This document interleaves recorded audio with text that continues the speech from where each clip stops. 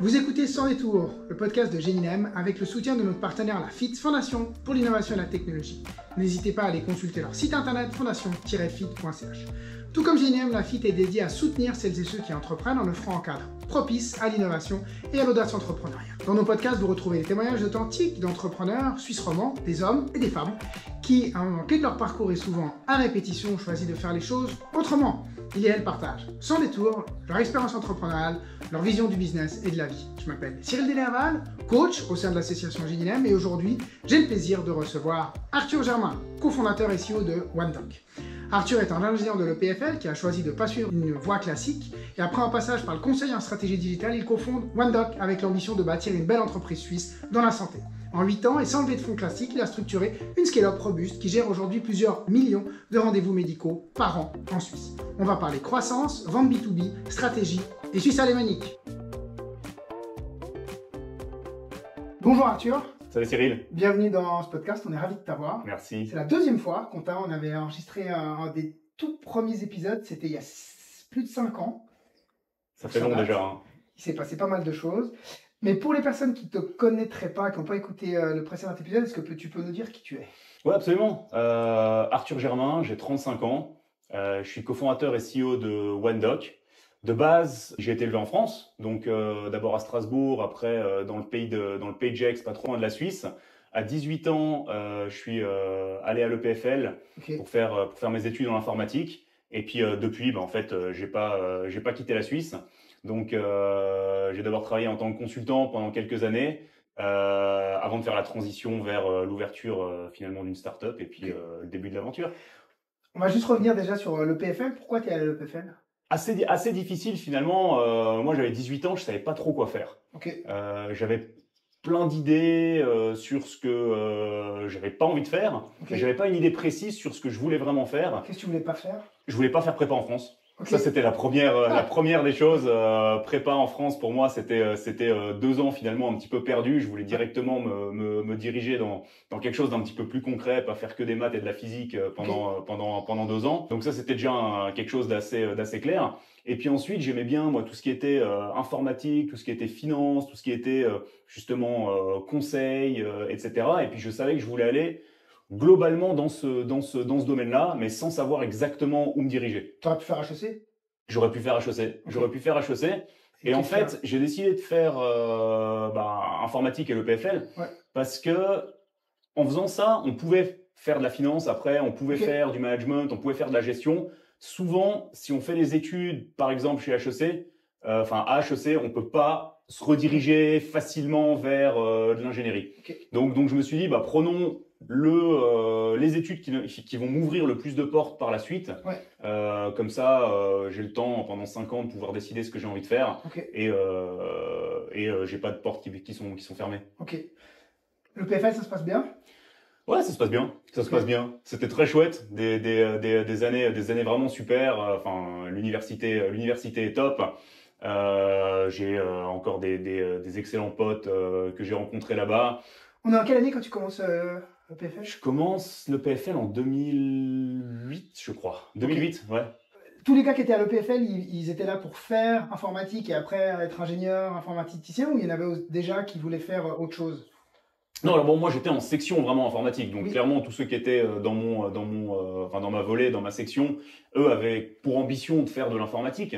Souvent plus de l'informatique vraiment technique que moi, où j'étais intéressé par l'informatique en règle générale, mais pas par le code. Pour moi, j'ai jamais été bon en code, j'ai jamais été bon à développer des algos et ce genre de choses. Mais en revanche, j'ai toujours été intéressé par l'informatique en règle générale. Comment est-ce qu'on conçoit des interfaces utilisateurs, quels sont les services qu'on peut leur mettre à disposition. Et donc pour moi, ça a été vraiment top parce que justement, j'ai pu passer 5 ans avec des gens hyper techniques qui adoraient justement le code. Qui ont pu aussi m'aider, parce que j'avais plein de collègues à l'époque qui me filaient des coups de main sur les matières hyper techniques que je maîtrisais pas, et moi je leur filais des coups de main sur les matières un peu moins techniques, dans lesquelles j'étais un peu meilleur, et donc ça s'est hyper bien passé, et c'était vraiment une belle expérience. Et après j'ai fait 3 ans de conseil. Donc conseil en stratégie digitale. Donc vraiment en dehors de la technique, là c'était plus on accompagnait des grosses entreprises Je travaille pour des assurances, je travaille pour des banques, pour des réseaux d'hôpitaux, pour vraiment les aider en fait à rentrer dans le monde digital. Qu'est-ce qu'ils peuvent mettre à disposition de leurs utilisateurs ou de leurs clients comme interface, comment ils peuvent optimiser certains de leurs process avec l'informatique. Okay. Donc c'était plus haut niveau, plus stratégique, et plus essayer de leur donner une vision sur comment avancer. Et ça s'est fait un peu par hasard ou c'était Oui et non. Alors dans le sens, j'ai été assez opportuniste. Finalement, il y a chaque année un forum EPFL à l'EPFL, justement en octobre. Moi, je me souviens, j'étais allé, j'avais fait une interview là-bas avec cette boîte-là qui m'avait bien plu. Et puis finalement, ça avait matché. J'avais commencé à accéder assez rapidement chez eux. Pour moi, j'ai toujours voulu, comme je disais, pas faire de la technique pure parce que j'étais pas très bon là-dedans. Il y avait des gens qui étaient bien meilleurs que moi. Faire du conseil, en fait, c'était un peu une alternative de se dire, on peut quand même avoir de l'impact, on peut quand même travailler avec des gens qui sont intéressants, c'est le top management d'entreprise. On peut découvrir plein de domaines différents, donc on n'est pas cantonné à un seul domaine au début. On peut voir plein de choses différentes et puis quand même pouvoir faire des choses qui moi me plaisaient, qui étaient de définir des features, des fonctionnalités, des applications, des process digitalisés pour les entreprises pour lesquelles je travaillais. Et quand tu commences là, ce business dans le conseil, tu savais déjà que un jour tu allais faire ta propre boîte et donc tu allais pour apprendre, te confronter aux grosses corpos ou non, tu allais sans vraiment trop savoir Non, alors, moi j'ai toujours voulu lancer une entreprise. Je voyais un peu quand j'étais plus jeune, hein, les exemples suisses, Coca, Pascal Meyer, qui venaient des fois à l'EPFL faire des talks où on se disait putain il est incroyable ce gars. Ce qu'on voyait aussi en 2008, c'était les Facebook, les Twitter qui commençaient aussi à exploser.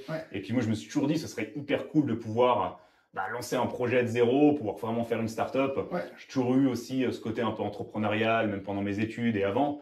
Donc c'était toujours un objectif pour moi. Mais je me suis dit, j'ai pas une idée entre guillemets révolutionnaire au moment où je termine mes études. Autant pas lancer quelque chose pour lancer quelque chose, autant se laisser un petit peu de temps pour pouvoir trouver son chemin et puis lancer quelque chose qui fera plus de sens. Et alors, à quel moment tu trouves OneDoc où tu te dis que ça fait du sens? Et puis, est-ce que tu as tenté d'autres choses avant? Ouais, alors quand on était à l'EPFL avec des potes, on avait déjà lancé une petite start-up du même style que Cambridge Analytica. D'accord. Je sais pas pour ceux qui se souviennent un petit peu de ce que c'était, mais c'est en gros récupérer les données de Facebook et puis les exploiter à des fins plus ou moins intéressantes, on va dire. C'est vrai que c'était l'époque où c'était hyper simple de faire sortir toutes les données possibles et imaginables de OneDoc, de Facebook. C'est le petit lapsus. Non, on peut pas les sortir de OneDoc les données, mais de sortir les données de Facebook. Et on avait lancé en fait un produit qu'on avait justement vendu à pas mal de journaux, notamment suisses, où on avait rajouté des petits QR codes sur les pages du journal. Et puis quand tu scannais le QR code, en fait, on venait récupérer toutes les informations sur toi de ton profil Facebook, qu'on allait après nourrir dans leur base de données pour pouvoir te dire, en fait, la page sport, c'est plutôt des personnes comme Cyril qui vont les consulter. Les pages, je sais pas moi, médias ou entertainment, c'est plutôt d'autres personas plus jeunes, de gauche, etc. Donc on arrivait à, comme ça, pouvoir sortir des profils assez précis sur les scans qui étaient faits.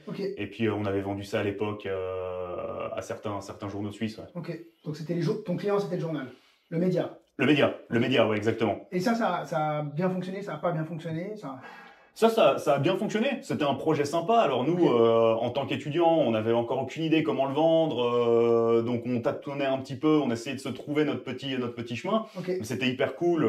Ça nous permettait de générer un petit peu de cash aussi quand on était étudiant. Et puis ensuite, à un moment, Facebook, comme on le sait avec Cambridge Analytica, a complètement coupé les choses qu'on pouvait récupérer. Et donc au final, ça avait plus trop de sens de continuer à avoir un service comme ça. Ça c'était pendant les études. Tu finis les études, tu pars faire du conseil. Ouais, exactement. Et OneDoc? Et OneDoc, finalement, ça a pris 3 ans avant de germer un petit peu. Et puis l'idée de base, elle venait pas de moi en fait, elle est venue de mon associé. Donc Alex, qui bossait aussi dans la même entreprise que moi à l'époque. Donc lui, il faisait du conseil. Ouais, exactement. Et lui était dans la partie développement. Donc il y avait 2 activités dans l'entreprise dans laquelle je travaillais. C'était vraiment une partie conseil Puis une fois qu'on avait vendu un beau plan et un beau projet aux clients, derrière, on pouvait aussi leur implémenter le projet pour ceux qui avaient besoin d'aide en termes techniques. Et donc lui était là-bas architecte, donc technique vraiment 100% sur les projets justement que les consultants vendaient. Ouais. Il était aussi, c'est aussi un PFL, hein, profil EPFL. C'est aussi EPFL, exactement. On se connaissait pas du tout là-bas. Il est un tout petit peu plus âgé que moi, donc en fait on n'était pas dans les mêmes, dans les mêmes cours, dans les mêmes classes. On avait des connaissances en commun, mais nous on s'était jamais vraiment rencontrés avant de commencer le conseil. Et en fait, c'est lui qui a travaillé pas mal aux États-Unis et qui avait utilisé des services un petit peu similaires à OneDoc aux États-Unis. De fil en aiguille, on a discuté, on a sympathisé. On s'est dit, ce serait top qu'on lance une fois un projet ensemble. Moi, j'ai les compétences plus business, toi, tu as les compétences plus techniques. On fait une bonne paire finalement. Essayons de trouver quoi faire. Et on a réfléchi, on a un peu itéré. Et c'est lui, à un moment, qui est venu en me disant, mais putain, Arthur, quand j'étais aux US, j'avais utilisé un service qui était assez incroyable et qui a l'air de pas vraiment exister en Suisse. On a fait notre petite étude de marché et puis on s'est lancé. Donc ça veut dire quoi? Ça veut dire que vous démissionnez ou vous commencez déjà à coder des features tant que vous êtes là-bas pour peut-être avoir des bêta-testeurs? Raconte-nous un petit peu. Ouais, alors on démissionne. On démissionne, all-in, exactement. On s'est dit en fait de pas y aller all-in, ça va être toujours une excuse pour pas avancer suffisamment vite. Puis finalement, dans le conseil, là où je travaillais, il y avait quand même pas mal de travail. Enfin, c'est généralement des horaires assez intenses. C'est des projets qui sont courts, mais qui demandent quand même pas mal d'investissement. Donc, disons de lancer une entreprise. On sait qu'en plus, lancer une entreprise, c'est pas 100%, mais c'est 150% de ton temps pendant les premières années pour réussir vraiment à construire quelque chose, à générer du cash, à vraiment faire un business qui tourne. Ça veut dire qu'il aurait fallu 300% d'investissement, c'était pas possible. Donc on s'est dit, plutôt que de le lancer mal, autant le lancer bien. On démissionne et une fois qu'on a terminé complètement, on commence à avancer sur notre petit projet. Deux profils EPFL. Même si effectivement, on a entendu, toi tu es peut-être plutôt business, il est plutôt tech. Vous codez tous les deux les premières features, c'est lui qui code, toi tu vas déjà... Moi je code pas du tout.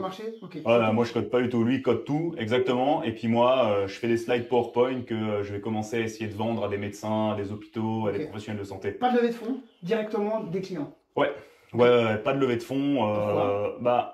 En fait, en Suisse, puis un peu par extension aussi en Europe, souvent on va quand même nous demander des résultats avant de l'attraction des résultats avant de pouvoir lever des fonds.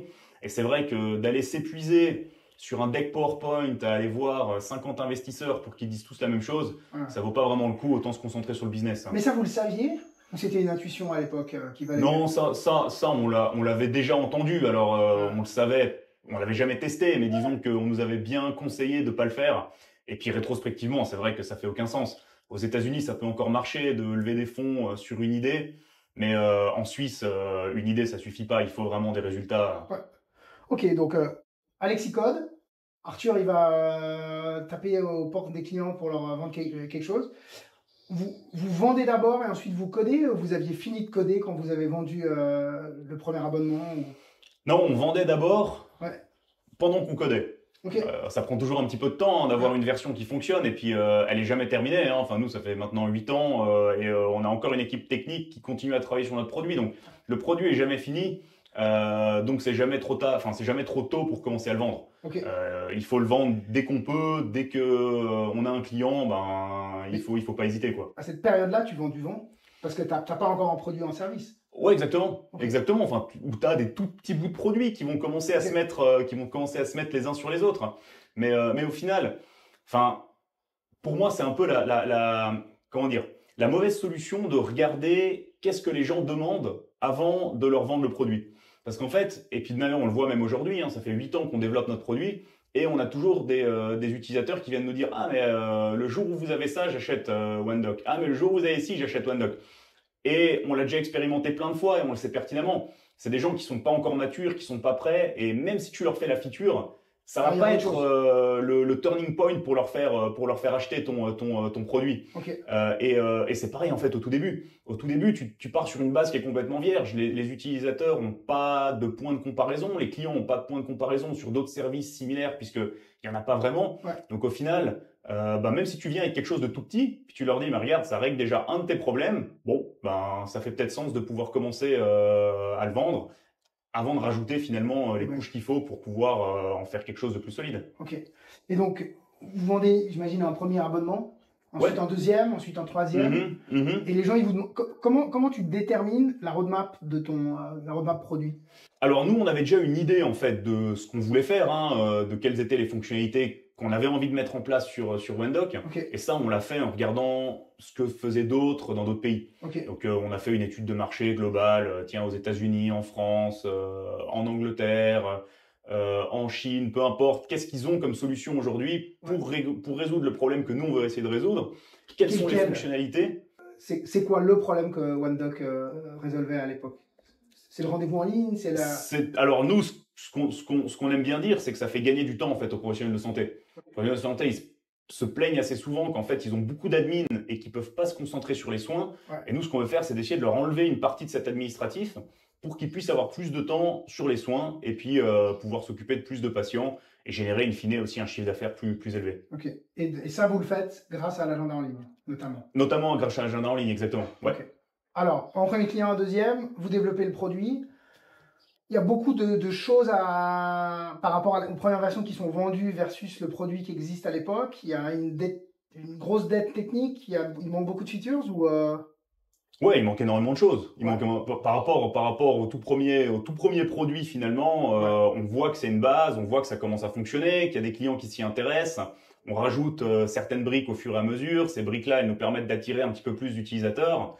Puis quand on a ensuite un pool d'utilisateurs suffisant, on peut commencer à collecter aussi les retours de ces utilisateurs-là. Okay. Et c'est toujours un peu tricky au début parce que quand tu as deux clients puis que tu en as un qui te demande quelque chose, tu te dis, est-ce que c'est vraiment 50% des clients qui vont me le demander ou est-ce que je suis tombé sur le coco qui a besoin de la feature qui la demande?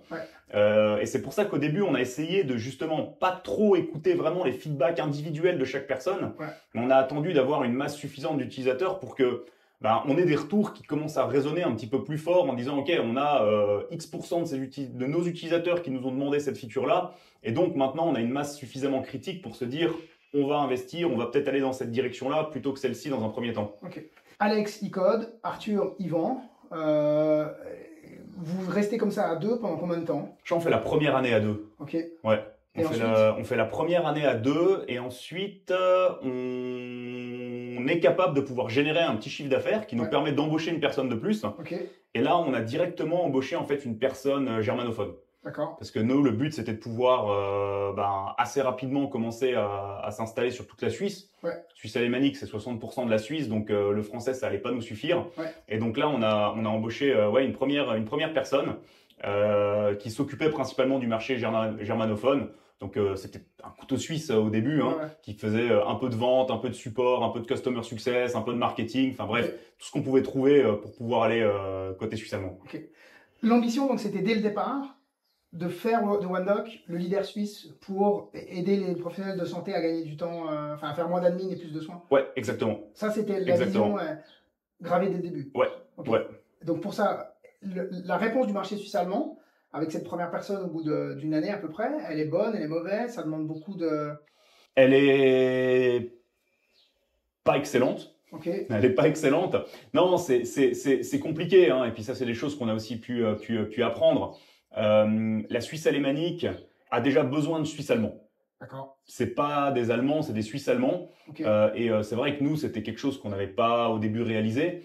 Et donc, on avait en fait une personne qui habitait à Genève, qui venait de Genève et qui parlait l'allemand et non le suisse allemand.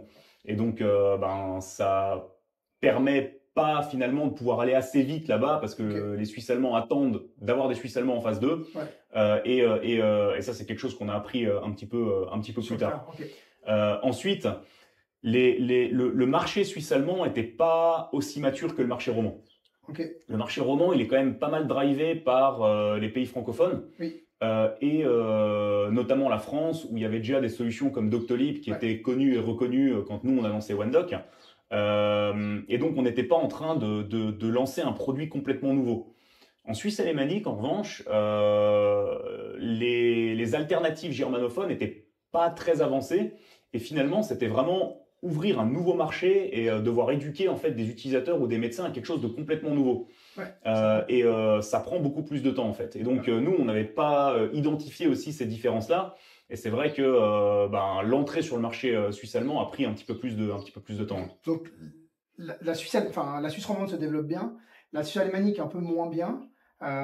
Et donc là, on est en quelle année à peu près? Parce que vous lancez en 17, c'est juste? On lance en 2017, ouais, exactement. Donc 2018. Là, on est aux alentours de 2018, ouais. Ok, d'accord. Et donc vous continuez un petit peu cette croissance comme ça?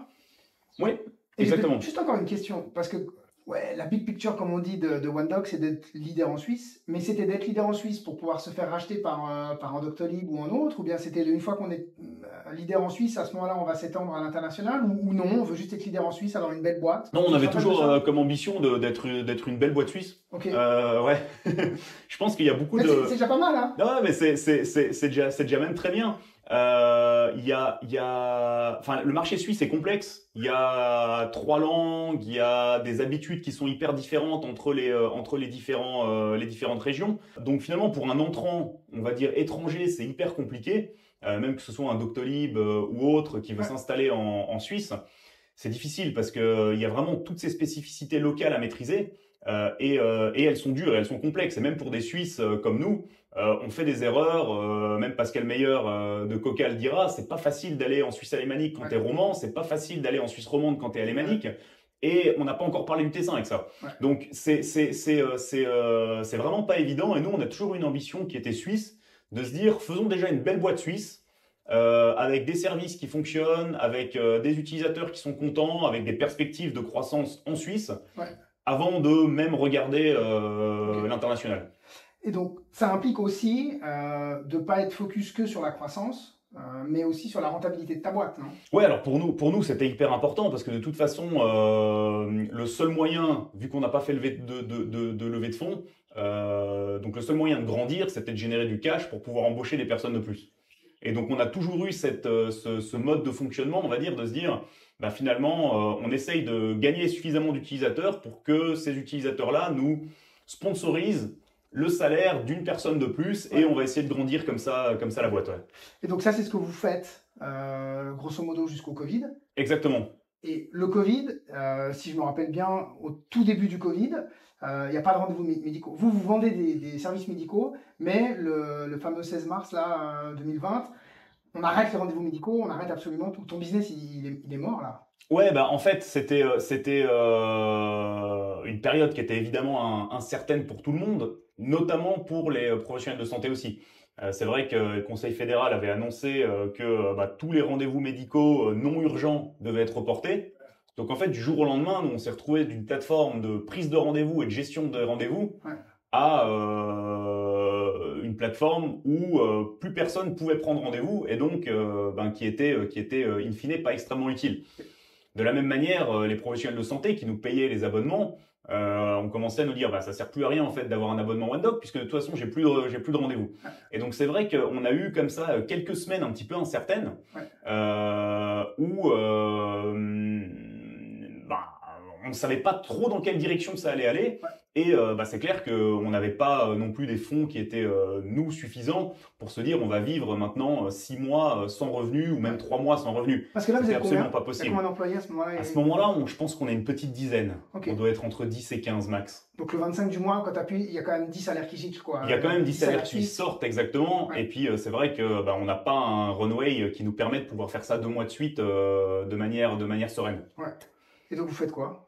Et donc à ce moment-là, on arrive à justement organiser assez rapidement une petite levée de fonds avec des investisseurs avec lesquels on était déjà en contact, auprès desquels on n'avait jamais vraiment actionné quoi que ce soit parce que finalement on voyait qu'on arrivait à grandir sans lever de fonds. Donc on s'est dit ça sert à rien de se diluer entre guillemets bêtement maintenant. Mais c'est vrai qu'à ce moment-là, on se dit c'est le moment de pouvoir, c'est le moment de récupérer peut-être juste un petit peu de cash pour être tranquille, être serein et être sûr que on va pouvoir passer cette période un petit peu délicate sans devoir fermer la boîte, sans devoir licencier des gens, et tout en pouvant continuer à aller de l'avant. Mais donc c'est pas des VC traditionnels qui investissent dans des startups qui espèrent faire en x50? Non, exactement. C'est on va dire entre du private equity et puis un petit peu de friend and family money. Okay. Donc c'est un peu entre les deux. C'était une entreprise de conseil en fait dans la santé digitale. Qu'ils avaient des centres médicaux, ils avaient des projets, on va dire dans le digital, sur certaines verticales. Ils avaient un petit peu de cash et puis on a trouvé un accord intéressant. Et donc là, le but pour Alex et toi, à cette période-là, c'est de se dire, OK, il y a le Covid, on ne sait pas ce qui va se passer, notre business, il est remis en cause, on sécurise un petit peu et on regarde ce qui se passe. Exactement, c'était vraiment la seule solution, c'est de se dire, enfin la seule idée qu'on avait derrière la tête, c'est de se dire on sécurise. Ça fait 3 ans ou 2 ans maintenant qu'on bosse là-dessus, ça commence à prendre, et puis on va pas maintenant tout foutre en l'air exactement en 3 mois, parce qu'en fait ça avance pas comme ça aurait dû, et finalement on était tous dans une situation incertaine en fait, on savait pas combien de temps ça allait durer, on savait pas si l'État allait nous donner des aides, il y avait beaucoup d'incertitudes et on s'est dit c'est pas le moment maintenant de jouer avec le feu. Et je me rappelle à cette période, vous développez les rendez-vous médicaux en ligne, l'histoire de téléconsultation, alors que si je me rappelle bien, pendant longtemps, quand vous demandiez au Toubib, aux professionnels de la santé, s'ils voulaient ce genre de feature, ils vous disaient tous non. Et là, c'était le moment. Là, en fait, ça a effectivement ouvert la porte à ces visios. C'est d'ailleurs là que tout le monde a commencé aussi à utiliser Zoom, Teams, etc. Enfin, ça a été un peu l'explosion de ce genre de solution. Et c'est vrai que c'était une fonctionnalité qui était absolument pas demandée par nos utilisateurs, qui du jour au lendemain, en fait, s'est retrouvé un peu sur le devant de la scène en disant, bah, tiens, en fait, j'ai pas le droit de consulter physiquement mes patients, mais par contre, j'ai le droit de le faire à distance. Et donc, c'est le moment où où les médecins ont commencé à comprendre l'intérêt de ces solutions-là. Et c'est vrai que nous, on a essayé de prendre cette opportunité assez rapidement. Et puis, en quelques semaines, on a développé un module vraiment basé en Suisse de téléconsultation qu'on a mis à disposition gratuitement des médecins, même à l'époque, pour pouvoir... C'était votre effort de guerre. C'était un peu notre effort de guerre. Alors clairement, nous, on avait aussi envie de recruter à terme des professionnels de santé. Et surtout, ça permettait de pouvoir avoir une alternative, avoir une solution quand même pour les médecins, pour qu'ils puissent travailler, pour les patients qui avaient besoin d'avoir des soins. Et nous, on est toujours des fans de pas, on va dire, se reposer uniquement sur des solutions basées aux États-Unis ou basées à l'étranger. Et là, c'était une solution qui était 100% suisse. C'était important pour nous. Il y a de la donnée médicale qui transite. Et puis, c'est vrai qu'on n'a pas tellement envie qu'elle soit stockée sur un serveur aux États-Unis, quoi. C'est toujours utilisé? C'est toujours utilisé. C'est toujours utilisé. On a eu un gros drop en fait dans l'utilisation à la fin du Covid, au moment où toutes les restrictions ont été levées et puis c'était un petit peu le retour en 100% physique. Tu vas voir des gens. Exactement. Et à partir de 2024, début 2024, ça a commencé à bien reprendre. Et là maintenant, on a beaucoup d'utilisation sur ces solutions. Ok, cool. Et pendant le Covid, il se passe aussi un truc, et je pense que c'est là où le grand public a découvert OneDoc massivement, c'est que vous avez été utilisé par la Confédération, ou par des cantons, je ne sais plus, pour justement faire toute la vaccination. Ouais, exactement. En fait, vu qu'on avait moins de rendez-vous pour la médecine entre guillemets traditionnelle et classique, on a aussi regardé un petit peu quelles étaient les tendances du marché, et c'est vrai que il y a eu 2 tendances principales qui se sont assez vite révélées. C'était d'abord tous les tests Covid et ensuite tous les vaccins Covid. Les tests d'abord, c'est juste. Au début, il y avait les tests, exactement. Et puis on a commencé à obliger les tests pour aller au restaurant, pour sortir, pour faire des activités. Ensuite, il y a toute la vaccination qui est arrivée. Et c'est vrai que nous, on était prêts en fait. On avait des solutions qui pouvaient gérer tout ça. Qu'on avait déjà travaillé, qu'on avait déjà développé pendant quelques années, et c'est vrai que on a pu un peu tirer notre épingle du jeu justement pour convaincre que ce soit des gros hôpitaux, que ce soit la confédération, que ce soit l'OFSP, que ce soit les cantons, de se dire, utilisez en fait, nous, une solution suisse, plutôt que de nouveau essayer de faire confiance à des solutions étrangères pour pouvoir gérer tous ces processus-là au sein de la population suisse. Mais ça, parce que quand tu as une boîte de 10-15 personnes, vous avez vos clients, etc., puis tout d'un coup, il y a quasiment toute la Suisse qui utilise ta solution, notamment, comme tu nous l'expliquais. Vous étiez assez robuste pour ça? Techniquement, ça a été un challenge. Ouais, techniquement, ça a été un challenge. Ouais. C'était évidemment quelques nuits, pas mal de nuits blanches même, de beaucoup de personnes dans l'équipe technique. Évidemment de moi, d'Alex, parce qu'on était sur le qui-vive à longueur de temps. Mais en fait, ça nous a fait gagner, je pense, en robustesse 5 ans sur notre produit. Okay. Parce qu'en fait, en 1, 2, 3 mois, on a dû mettre en place des choses qu'on n'aurait probablement jamais mises en place tout de suite ou à ce moment-là, et qui nous aurait peut-être donné une dette technique 3 ou 4 ans plus tard. Ouais. Donc, en quelques mois, en fait, on a vraiment amélioré notre plateforme, on a vraiment amélioré notre solution de manière hyper rapide pour qu'elle soit scalable et pour qu'elle puisse tenir la charge. Et finalement, on y est arrivé, c'était cool. Il y a quand même quelques fois où on voyait que c'était limite, mais c'est toujours passé, donc on était content. Hein. Ok. En termes de nombre de rendez-vous, peut-être tu peux, je sais pas si c'est des métriques que tu partages, le nombre de rendez-vous 2019, 2020, 2021. Alors, je les ai pas en tête pour être honnête avec toi. Là, alors c'est en constante augmentation. Hein. Ouais. On est au-delà maintenant des 4 millions de rendez-vous par an. Hein. Okay. Donc voilà, ça commence à être non négligeable hein, à la taille de la Suisse évidemment. Ouais. Mais clairement, pendant cette phase de Covid, on en avait beaucoup plus des rendez-vous. Okay. On avait beaucoup plus et je me souviens que le jour où ils ont ouvert la vaccination pour les moins de 65 ans en Suisse, on a eu 200 000 rendez-vous dans une journée. Ah ouais. C'était notre record battu de loin qui était hyper intense. Quoi. Pas de serveurs qui ont pété? Non, ça a tenu. Donc voilà, aujourd'hui, avec nos 4-5 millions de rendez-vous annuels, on est tranquille. Ok. Et donc, il y a ça. Et donc, pendant le Covid, vous faites cette levée de fonds pour sécuriser le business, j'ai envie de dire ça comme ça, et pour les équipes aussi, j'imagine. Et vous avez cette masse de nouveaux clients qui arrivent, qui prennent des rendez-vous. C'était payant, hein, quand même, pour certains. Oui, alors exactement. En fait, nous, c'est les médecins qui nous paient un abonnement mensuel pour l'utilisation de nos services. Donc là, ça explose. Aujourd'hui, vous êtes combien? Aujourd'hui, on est 80. 80. Et dans toute la Suisse? Dans toute la Suisse, ouais, exactement. Et tu peux nous en dire peut-être un petit peu plus sur l'après-Covid et continuer avec toujours cet objectif d'avoir une belle boîte suisse. Ouais, exactement. Alors, en fait, nous, ce qu'on a, je pense, bien fait, c'est qu'on ne s'est pas enflammé en fait pendant le Covid. Okay. On a eu en plus de revenus que ce qu'on aurait dû avoir parce qu'on a eu beaucoup plus d'utilisateurs, on a eu beaucoup plus finalement d'hôpitaux, de grosses structures qui nous ont utilisés spécifiquement pour cette fonctionnalité-là. Ouais. Et qui sont restés après ou pas forcément? Certains sont restés, d'autres pas. Et puis d'autres maintenant reviennent chez nous, mais en 2025, alors qu'en 2022, 2023, ils ont arrêté de nous utiliser pour le Covid. Ouais. Donc ça revient. Enfin, la santé, c'est un petit monde en Suisse, et puis tout le monde se connaît aussi. Donc d'une manière ou d'une autre, c'est jamais perdu quand finalement il y a un utilisateur qui arrête d'utiliser une fonctionnalité en tant que telle. Okay. Mais on s'est pas enflammé pendant le Covid. Okay. Donc on n'a pas surembauché.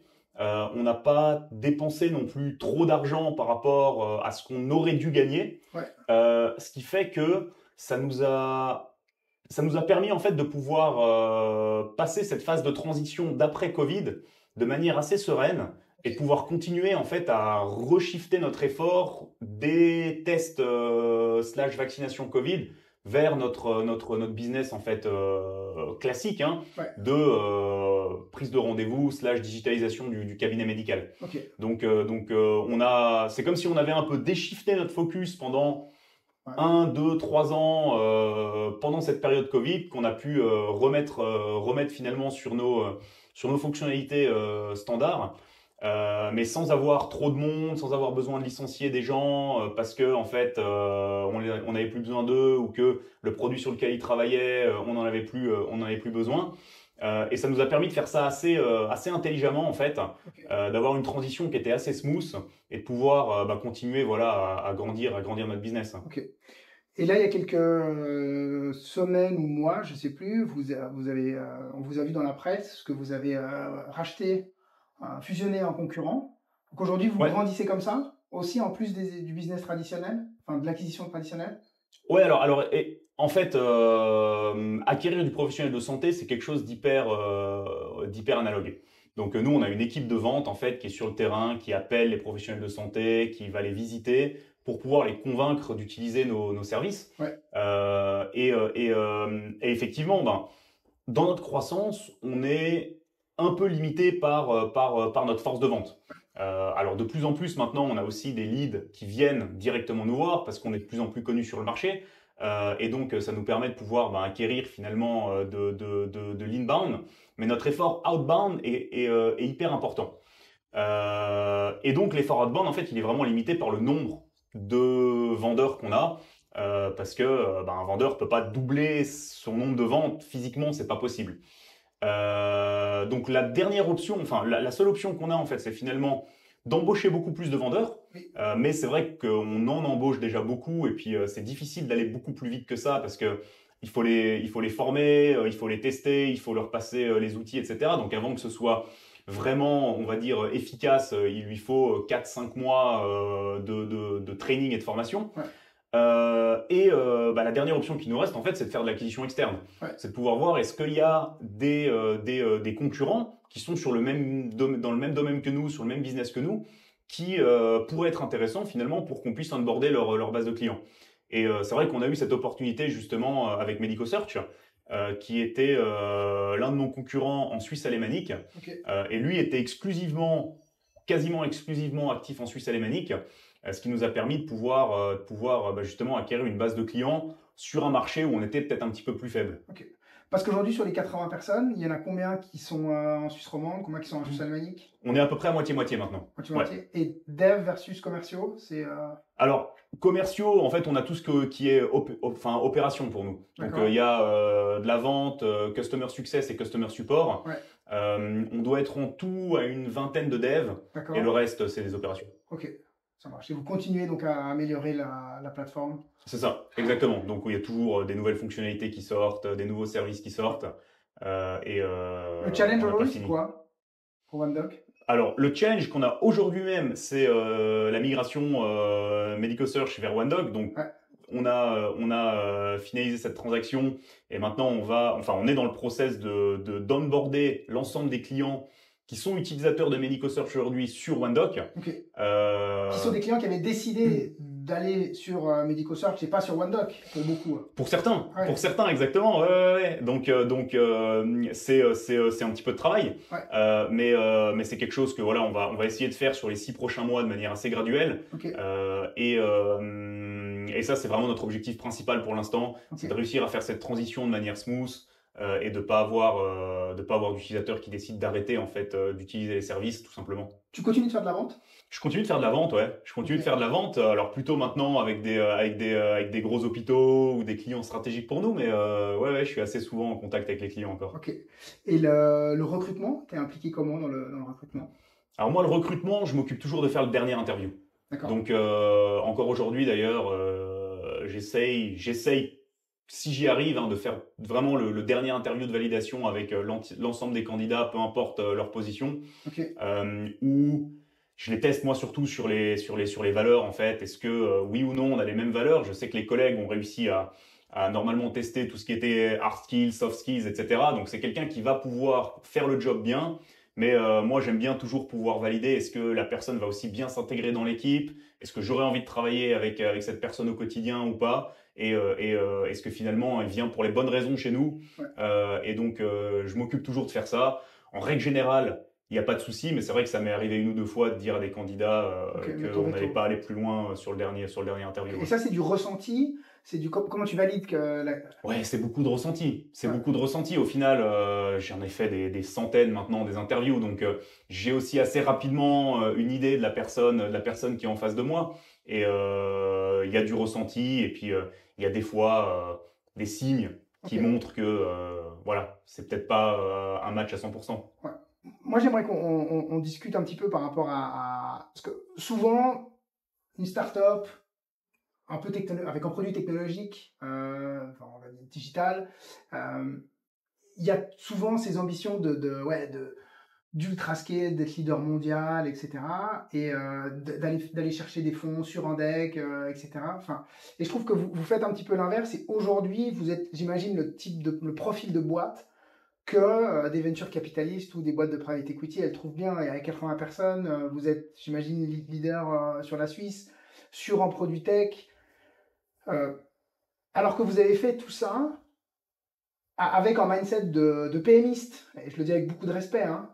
Ça, t'as un avis là-dessus? Ouais, en fait, c'est intéressant parce que je pense que d'ailleurs dans beaucoup de journey comme ça entrepreneurial, c'est toujours la même chose. On vient de donner des sous quand on n'a pas besoin et quand tu as besoin de sous, on vient pas t'en donner. Et souvent c'est ça, effectivement, si t'es vraiment dans la dèche et que tu as besoin d'argent, bah, les gens en face de toi vont s'en apercevoir que tu as besoin d'argent. Et à partir du moment où tu n'en as pas besoin, bah, c'est vrai que là, d'un seul coup, tu deviens hyper intéressant. On va te dire non, mais moi je te donne si tu veux, parce que ça a l'air de bien rouler ta boîte. Okay. Donc en fait, c'est toujours un peu spécial comme mindset. Nous, évidemment, aujourd'hui, on se fait contacter par des VC ou des PI à longueur de temps qui ont envie justement de pouvoir investir, private equity, qui ont envie de venir investir chez nous. Okay. Nous, aujourd'hui, on n'a pas particulièrement besoin. Okay. Alors, la porte est jamais fermée. Hein. Peut-être qu'on va vouloir développer une nouvelle verticale, on va vouloir développer des nouvelles features qui nous nécessitent des investissements. Mais aujourd'hui, on a des fonds qui nous permettent de pouvoir investir sur des projets. On génère suffisamment de cash pour pouvoir payer l'ensemble de nos ressources et de nos charges. Donc, au final, on est dans une position qui est assez agréable finalement. Et puis, c'est celle d'une entreprise, d'une vraie entreprise finalement, qui génère de l'argent, qui est capable de pouvoir vivre sur ce qu'elle génère et non sur ce qu'on lui apporte ou on lui donne. Ouais. Alors que vous êtes une boîte quand même tech. Mais c'est quand même le bon... Ouais. Vous êtes content d'avoir fait ce chemin-là, Ouga? Nous, on est extrêmement content d'avoir fait ça parce qu'aujourd'hui, on reste à la tête de notre entreprise, on fait ce qu'on veut, comme on veut. Personne ne peut rien nous dire ou nous faire faire avec mon associé. Okay. Donc, on est dans une position qui est hyper confortable. Pour nous, c'est génial d'aller tous les jours au bureau et on se dit, on bosse pour nous et pas pour un investisseur qui va nous dire quelque chose et qu'on va devoir finalement exécuter ou mettre en place. Alors que si vous étiez allé les voir au début, ces investisseurs, en leur disant, voilà, on va faire une belle PME, enfin, 80, presque 100 personnes, enfin, là aussi, le 25 du mois, quand tu appuies sur le bouton, et puis que tu as 80 salaires qui giclent, enfin, c'est quand même, ça doit être solide. C'est marrant parce que vous étiez peut-être pas attractif pour des investisseurs à l'époque, parce que vous vouliez construire une boîte comme ça, puis aujourd'hui, tu nous dis qu'il y a des gars qui te contactent parce que vous avez une boîte comme ça. C'est contradictoire. Bah, en fait, de nouveau, hein, je pense que ça fait peur, ça fait toujours peur au début. Ça fait toujours peur au début à des investisseurs, notamment quand tu vas leur dire on va faire une boîte tech en Suisse. Ils préfèrent entendre on va faire une boîte tech mondiale. Ouais. Ils se disent est-ce qu'un Google en Suisse, ça aurait fait autant de retour sur investissement qu'un Google mondial? Ouais. Très probablement pas. Mais il y a après certains types de business aussi qui font pas de sens finalement de faire de manière internationale. Ouais. Et la santé notamment, c'est une verticale qui reste hyper spécifique au pays dans lequel on est. Ouais. Ne serait-ce que par les modèles de remboursement, par le modèle d'assurance, par les types de professionnels de santé qui ont droit d'exercer dans un pays ou dans un autre. Ouais. En fait, c'est hyper spécifique. Et donc, aujourd'hui, d'ailleurs, il n'y a aucune entreprise qui est complètement internationale. On a le plus gros mondial qui doit être Doctolib aujourd'hui, qui est en France, en Allemagne et en Italie. C'est les 3 pays qu'ils ont.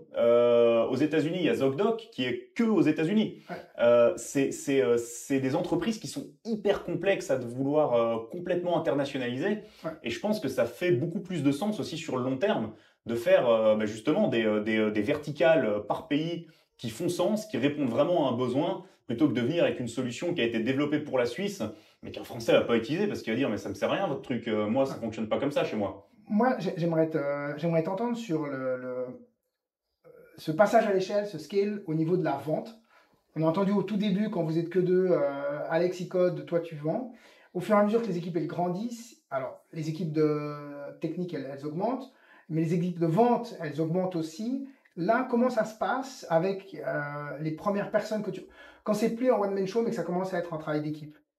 Ouais, ça c'est hyper compliqué parce qu'en fait, en tant que fondateur, t'es le meilleur vendeur de ta boîte, Okay. d'une manière ou d'une autre, parce que finalement, tu vas pas vendre un produit, en fait, tu vas vendre un peu ton bébé, quoi. Ouais.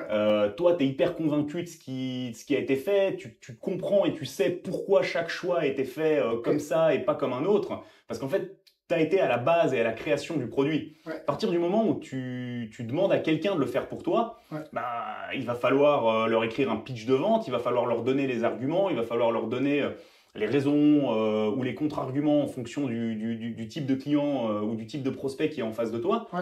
Mais et donc là, toi, tu documentais tout au fur et à mesure? Tu as dû documenter? Au début, je documentais rien du tout. Ouais. Au début, c'était vraiment, j'y allais comme ça. Et puis, au fur et à mesure, on a commencé à comprendre qu'il fallait qu'on mette sur papier quelques idées. Ouais. Les premières personnes qui nous ont, on va dire, rejointes pour faire de la vente, ouais. On commençait aussi à remettre aussi, enfin documenter sur papier ouais. ce qu'on pouvait leur dire, etc. Puis au fur et à mesure, on a comme ça construit un petit peu une knowledge base interne pour comprendre comment est-ce qu'on peut aller aborder tel ou tel type de client. Okay. Mais c'est vrai que c'est quelque chose d'hyper compliqué parce qu'en plus, au début, nous, on n'avait aucune idée comment recruter un vendeur. Okay. Il nous a fallu des années pour réussir à vraiment comprendre. Et comment on recrute un vendeur alors? Alors, je pense qu'il n'y a pas de recette magique qui vont s'appliquer à tous les business. Nous aujourd'hui, on a compris qu'il nous fallait plutôt des personnes qui étaient jeunes, okay. Qui n'avaient pas d'expérience préalable dans la vente, parce qu'on arrivait comme ça à un peu plus les formater sur la manière dont nous, on voulait aborder les choses. Okay. Et on s'est aperçu que quand on avait des gens qui étaient un petit peu plus seniors, généralement, ils venaient avec tout un bagage en se disant « mais moi, j'ai déjà fait ça 3 fois et ça fonctionne ». Et ils vont plutôt avoir tendance à appliquer leur propre méthodologie plutôt que la nôtre. Okay. Donc voilà. Mais ça peut marcher, vous avez testé? Ça peut marcher, mais ça marche pas. Okay. Ça marche pas chez nous, de ce qu'on a pu voir. Et puis de nouveau, hein, souvent, il y a aucun métier aujourd'hui où on va te faire venir dans une entreprise puis on va te dire ta carte blanche pour faire comme tu as envie. Dans tous les rôles, on va dire il faut faire comme ci, il faut faire comme ça, et puis dans la vente, en fait, on s'est aperçu que c'était aussi ce qu'il fallait faire. Ça nous a pris du temps parce que au début, on se disait mais tant que tu vends, ça nous va. Donc utilise les techniques que tu as envie, utilise les méthodes que tu as envie pour vendre, et puis tant que tu vends, ça va. Mais on s'est aperçu qu'en fait, ceux qui suivaient la méthodologie qu'on leur donnait, ça fonctionnait beaucoup mieux que ceux qui ne suivaient pas la méthodologie. Ils vendaient plus ou ils vendaient des contrats qui duraient plus longtemps? Ils vendaient plus, tout simplement. Ils vendaient plus, tout simplement, parce que de nouveau, nous, alors maintenant, ça fait 8 ans qu'on vend aux professionnels de santé. On a tous les scénarios qui ont été déjà testés et retestés. On a tous les arguments de vente qui ont déjà été faits. On a tous les processus qui sont mis en place pour se dire mais en fait il vaut mieux appeler maintenant et envoyer un mail maintenant que l'inverse. Donc tout ça a déjà été testé des centaines et des centaines de fois. Donc aujourd'hui on a vraiment une roadmap à suivre qui demande pas en fait de créativité ou d'invention. C'est plus go, maintenant on va y aller, on avance et puis on déroule. Et c'est vrai que souvent quand on a des gens un peu plus seniors qui nous rejoignaient pour la vente, ils avaient toujours tendance à dire non mais en fait ça c'est con, il vaut mieux plutôt faire ça parce que moi avant je faisais ça et ça marchait pas, etc. Mais voilà, on s'aperçoit que finalement c'est pas la meilleure approche. Parce que les salaires des gens à la vente, parce que vous êtes sur un modèle où tu vends de l'abonnement, donc souvent il faut un certain temps, et puis si toi tu as une démarche, c'est un démarchage avec des monsieur madame qui font du inbound, souvent ce que va te rapporter le client au début, c'est inférieur à ce qui te coûte à l'acquisition. Oui. Et donc, ça, comment vous avez géré les premiers salaires des commerciaux? Alors, ça a été beaucoup de tâtonnements au début, pour aussi comprendre quel est le niveau de commissionnement, quel est le niveau de salaire de base, comment est-ce qu'on peut finalement faire en sorte qu'un vendeur soit rentable le plus rapidement possible. C'est un peu le questionnement qui est nécessaire de se poser. Et puis quel est surtout le niveau d'un côté de salaire de base qui va garder la personne motivée et le niveau de commissionnement qui va permettre à cette personne de se défoncer en se disant mais attends, faut que j'atteigne mes objectifs parce que ça va être jackpot à ce moment-là. Et donc, ça a été beaucoup de try and error en fait. Hein. Il n'y a pas une recette magique au début qu'on a trouvé du premier coup. Hein. Et donc par rapport aux premières personnes commerciales que vous avez, tu leur dis au début les gars, on va essayer ce contrat-là avec telle partie de fixe, telle partie de commissionnement, ou tu leur dis voilà les gars, c'est ça, et puis au bout de 3 mois, 3 ans, j'en sais rien, tu dois revenir vers elle pour dire ah non mais en fait on ajuste ça. Souvent on part sur quelque chose et puis on ajuste par la suite. Ok. Ouais. Les gens ils étaient contents, ils étaient pas contents. Les gens n'aiment pas qu'on touche à leur rémunération. Alors des fois ils sont pas contents, mais c'est pas grave. Okay. Dans le sens, on n'est pas là pour rendre tout le monde heureux. Hein. On est là pour faire un business qui tient la route. Et puis c'est vrai que quand on s'aperçoit qu'il y a des optimisations à faire, eh ben on les fait. Et puis ça nous est jamais arrivé que quelqu'un décide de nous quitter sur un ajustement qu'on fait, parce qu'on fait toujours des ajustements qui sont logiques. Dans le sens, le but c'est pas qu'une personne gagne moins. C'est qu'on permette à ceux qui travaillent bien de gagner plus. C'est un peu le mindset qu'on a, surtout pour la vente. Et à l'entreprise de rester viable. Et à l'entreprise de rester viable. Alors ça, c'est le plus important, effectivement. Effectivement. Ok. Et après, par rapport au... Parce que tu nous disais, donc, il y a il y a les chasseurs, il y a ceux qui font du Customer Success, et il y a le SAV. Le Customer Success, il est commissionné aussi? Il n'est pas commissionné? Alors, il y a tout le monde dans l'entreprise sauf l'équipe de développement aujourd'hui, parce qu'il faut qu'on trouve un moyen de pouvoir le faire intelligemment. On l'a pas encore trouvé, mais qui est commissionné sur sa performance. Donc tout le reste de l'équipe a une partie de son salaire, plus ou moins grande. Donc pour les sales, elle est évidemment plus grande que pour le support, mais qui dépend finalement des performances. Et donc, c'est des performances individuelles, c'est des performances de groupe, c'est un mélange? C'est un mélange des deux. C'est un mélange des deux, mais avec quand même un focus plus important sur les performances individuelles que les performances de groupe. Ok.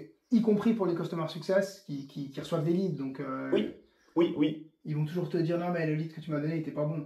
Ouais, alors ça arrive, mais on a maintenant des méthodes aussi de pouvoir justement identifier, classifier les leads, savoir à quel point ils vont être chauds ou pas. Donc ça nous permet de pouvoir venir avec des KPI, on va dire, qui sont hyper simples, qui sont hyper traçables aussi. On a des dashboards en temps réel où on peut voir exactement la performance de chaque personne. Et ces dashboards-là, ils sont partagés entre tout le monde, donc c'est hyper transparent. Il n'y a pas de doute, il n'y a pas de question. Et si vraiment il y a un point d'attention à avoir, on est évidemment ouvert à écouter et à entendre pourquoi est-ce que ce lead n'était peut-être pas aussi bien qualifié qu'on l'aurait cru, par exemple. Et là, alors aujourd'hui, vous avez 60 personnes sur le terrain, 20 personnes qui codent au bureau. C'est plus complexe que ça, évidemment. Mais donc, les 60 personnes qui sont sur le terrain, ils sont pas sans arrêt en train de dire aux devs, les gars, il faut absolument cette feature parce que j'ai un client, là, il m'a dit que si on développait ça, il achetait. Alors, ils vont pas emmerder les devs directement, parce que ça, c'est une règle qu'on a mis en place, qui sont que les devs s'occupent de devs, mais qui doivent pas être, on va dire, écouter les plaintes de tout le reste de l'équipe. On passe par un product manager en fait qui s'occupe après de collecter les demandes et de les traduire, de les transmettre à l'équipe technique. Mais on a aussi des managers qui, dans les équipes opérations, ont compris, soit par le temps, soit ont pu expérimenter en fait que, de nouveau, c'est pas parce qu'un utilisateur ou un prospect demande une fonctionnalité qui va directement aller acheter le service par la suite. Et ça, c'est vraiment une règle d'or qui nous a mis aussi un petit peu de temps à vraiment rentrer dans la tête, mais où on le sait de nouveau. Quand quelqu'un veut pas ton service et dit c'est à cause de cette fonctionnalité manquante, dans 99% des cas, tu développes la fonctionnalité, il va quand même pas venir. Parce qu'il y a d'autres points derrière, il y a d'autres points de friction, et il faut réussir à comprendre quels sont ces points de friction, et c'est jamais parce qu'il manque ça. De nouveau, si tu es sur Netflix ou Spotify, tu vas pas dire ouf, j'utilise pas Netflix parce qu'il manque telle série. Non, tu regardes quand même les 3000 autres séries qu'il y a, et puis ma foi, si t'en manques une, t'es un petit peu déçu. Mais c'est pas ça qui va t'empêcher d'aller acheter ton abonnement. Et c'est pareil pour n'importe quel SaaS. C'est pas parce qu'il manque une petite fonctionnalité que les 99 autres qu'il y a, elles vont pas être utiles ou elles vont pas te servir à quelque chose. Et surtout que maintenant, avec le nombre de clients que vous avez, j'imagine que si au début, tu avais dû customiser, pimper, faire du sur-mesure pour les différents clients, à maintenir, C'est un enfer. Ah non, ça c'est clair que de toute façon c'est pas possible. C'est pas possible. Puis aujourd'hui on a 13 000 professionnels de santé qui nous utilisent. Donc de nouveau, quand on a un argument qui nous dit bah, si on n'a pas cette fonctionnalité, on n'achète pas, je dis non, c'est pas la bonne raison parce que finalement on a 13 000 de tes collègues qui utilisent notre manière de faire. Donc probablement il y a quelque chose d'autre derrière. Et puis souvent on va dire c'est un et c'est un argument qui nous fait réaliser qu'il faut qu'on aille creuser un peu plus. Donc souvent, quand un sales vient me dire ça, je dis attends, retourne voir le client et puis essaye de comprendre vraiment pourquoi. Et finalement, on arrive à creuser un petit peu, puis on arrive à se dire ah mais non, mais en fait, c'est pas parce qu'il a besoin de cette fonctionnalité-là, c'est parce que il avait d'autres interrogations, il avait une autre question, il n'avait pas compris qu'on pouvait faire ci de cette manière-là, et que finalement, en allant jusqu'au bout, on arrive à comprendre vraiment quelles sont les raisons de pas venir chez nous. Okay. Dernier point sur lequel j'aimerais t'entendre, c'est que vous êtes effectivement, Alex et toi, deux profils EPFL, qui avaient fait ensuite les deux du conseil. Il n'empêche que vous avez séparé les rôles dès le début, ce que tu nous dis. Alex qui code, toi qui vends. Par rapport à ça, ça a toujours été très clair. Il y a eu des ajustements à faire. Ça a été hyper clair dès le début. Okay. C'était alors vraiment. Il n'aime pas vendre, t'aimes pas coder. Ouais, c'est alors déjà ça de 1, et puis de 2, il est super bon en code, et puis je me débrouille pour pouvoir vendre. Donc au final, c'était vraiment les forces et les faiblesses de chacun, on les connaissait. Les envies, elles étaient alignées avec nos forces et faiblesses. Okay. Donc on n'a jamais eu de désaccord, jamais eu de problème. Ça s'est toujours hyper bien passé. Et même aujourd'hui d'ailleurs, hein, on n'a jamais de soucis, jamais de problème. S'il y a une issue admin, sales ou autre, je m'en occupe. Si on a une issue technique, c'est lui qui est sur le coup. Je lui fais absolument confiance sur la partie technique, il me fait absolument confiance sur le reste. Au final, on n'a vraiment aucun problème d'avancer ensemble. Si le Arthur Germain de 2025, il pouvait retourner voir le Arthur Germain de 2007 ou 2008 qui commence le PFL, il lui dit quoi? Je dirais de continuer comme ça, quoi. Je dirais c'est bien, Coco. Non, alors vraiment, j'ai pas de regrets ou de déception sur la manière dont le parcours s'est fait. Ça a toujours été cool, c'est toujours bien passé. Peut-être de lancer un petit peu plus tôt, de pas attendre si longtemps, mais au-delà de ça, je lui dirais de continuer comme ça. Ça marche. Merci Arthur. Merci Cyril. Bonne suite. Merci. Nous voici arrivés au terme de cet épisode passionnant avec Arthur Germain, cofondateur de OneDoc. Ce que j'ai particulièrement apprécié dans nos échanges, c'est la clarté de sa vision dès le départ. Créer une entreprise tech suisse, solide, rentable, au service des professionnels. Pas de chichi, pas de blabla, donc pas de vanity metrics et encore moins de course à la levée de fonds. Arthur et son associé Alex n'ont donc pas besoin de préparer des decks pour séduire la terre entière. Juste une volonté ferme de résoudre un vrai problème avec sobriété, exigence et une croissance raisonnée au niveau national. J'ai aussi été impressionné par la maturité de son approche commerciale. Dès le début, Arthur est allé taper à la porte des clients, vendre des fonctionnalités qui n'existaient pas encore et structurer la vente de manière très concrète. Et aujourd'hui encore, alors qu'ils sont plus de 80 collaboratrices et collaborateurs, ils continuent de faire les derniers entretiens de recrutement et de rester connectés au terrain. Une vraie leçon de cohérence managériale. Enfin, j'ai trouvé particulièrement inspirant son regard lucide sur le marché suisse de la santé. Il nous rappelle que de vouloir scaler à tout prix n'est pas une fin en soi, qu'il est possible, et je dirais même souhaitable, de bâtir une entreprise ancrée localement, qui grandit à son rythme, avec une ambition d'être leader au niveau national, mais sans démesure, j'ai envie de dire juste avec du bon sens. Et si cet épisode vous a appris des choses et peut-être même inspiré, je vous invite à le partager avec 10 amis ou collègues, car c'est ensemble que notre communauté va continuer de grandir en mettant en lumière des histoires inspirantes des entrepreneuses et des entrepreneurs suisses romands. Et comme toujours, pour rester informé de l'entrepreneuriat et de l'innovation dans les cantons de Genève et Vaud, pensez à vous abonner à la newsletter de Genilem via notre site genilem.ch. C'était Cyril Delerval, coach au sein de Genilem. Merci pour votre écoute, prenez soin de vous, prenez soin de ceux qui vous entourent. Je vous embrasse et à très bientôt pour un nouvel épisode. Bye bye.